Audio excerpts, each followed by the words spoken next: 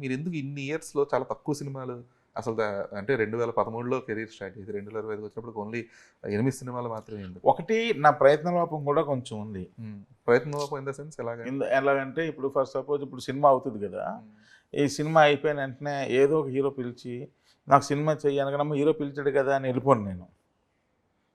Hero పిలిచాడు కరెక్టే, కథ ఏది అర్థమైంది కదండి.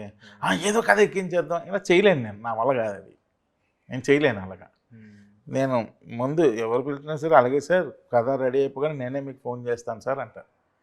కానీ కథ నాకు దొరికి నాకు అనుకున్నట్టు కథ వచ్చి ఇదంతా అవ్వకపోతే టైం పడుతుంది. టైం అవ్వకపోతే నన్ను ఎవరైతే పిలిచారో ఆ హీరోకి ఇది సెట్ అవ్వదు. ఓకే, ఒకవేళ సెట్ అయింది అనుకోండి, ఆ హీరో వేరే దాంట్లో కమిట్ అయి ఉంటారు, ఆ డేట్లు సెట్ కావు. మళ్ళీ ఈ కథకు సెట్ అయిన హీరో డేట్లు ఇంకో దగ్గర దొరుకుతాయి. సో అటు జంప్ అవుతుంటాను, ఇలా లేట్ అవుతుంటుంది. ఇప్పుడు ఎలాగంటే కొంతమంది ఉంటారు, ఇది అవగానే పలానా హీరో పిలిచాడు కానీ టక్కని వెంటనే స్పాట్లో ఆ హీరో దగ్గర పాయింట్ ఏదో తీసేసుకొని టక్కని చేసేసి అది క్లోజ్ చేసేసి అది నేను చేయలేను. అంటే ఆ వర్కింగ్ స్టైల్ నాకు రాదు. వెంకటేష్ గారి సినిమా అలాగే మిస్ అయిందా అయితే? వెంకటేష్ గారి సినిమా కథ గురించి చాలా రోజులు కూర్చున్నాం సార్, చాలా బాగా చేసాం, సూపర్ కథ. ఇప్పటికీ నేను చెప్తున్నా, వెంకటేష్ బాబు కోసం చేసిన కథ సూపర్, ఆ రోజుకి సూపర్ కథ. క్లైమాక్స్ ఒక్కటే బాగాలేదు, నాకు నచ్చట్లేదు, ఆయనకి నచ్చట్లేదు. క్లైమాక్స్ గురించి ఇంచుమించు 3-4 నెలలు తంటాలు పడ్డాం.